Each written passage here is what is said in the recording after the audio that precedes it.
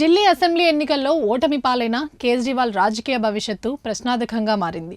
ఇతర రాజకీయ నాయకులందరిలాగే కేజ్రీవాల్ కూడా అహంకారపూరితంగా వ్యవహరించడంతో పాటు అవినీతి ఆరోపణలను ఎదుర్కొన్నారు.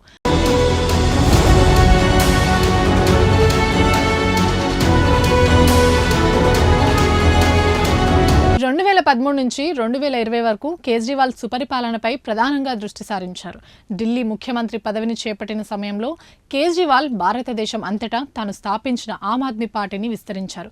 ప్రాంతీయ పార్టీగా మొదలైన ఆప్ ఆ తరువాత ఎన్నికల కమిషన్ నుంచి జాతీయ పార్టీ హోదాను సాధించింది. ప్రాంతీయ పార్టీ నుంచి జాతీయ పార్టీగా ఎదగటం చాలా తక్కువ పార్టీలకు మాత్రమే సాధ్యమైంది. కానీ 2020 తర్వాత కేజ్రీవాల్ పనితీరు మారిపోయింది. ప్రజలు ఆశించిన పరిపాలనను అందించడంలో ఆయన విఫలమయ్యారు. లిక్కర్ స్కామ్ వంటి భారీ అవినీతి ఆరోపణలను ఎదుర్కోవాల్సిన పరిస్థితులు వచ్చాయి. అవినీతి ఆరోపణల కారణంగా కేజ్రీవాల్ కూడా 5 నెలలు జైల్లో ఉన్నారు. ఈ చర్యలు అతనికి ఉన్న ప్రజాకర్షణను తగ్గించాయి. దీంతో కేజ్రీవాల్ రాజకీయ భవిష్యత్తుకి ప్రస్తుతం బ్రేక్ పడిందనే చెప్పుకోవాలి.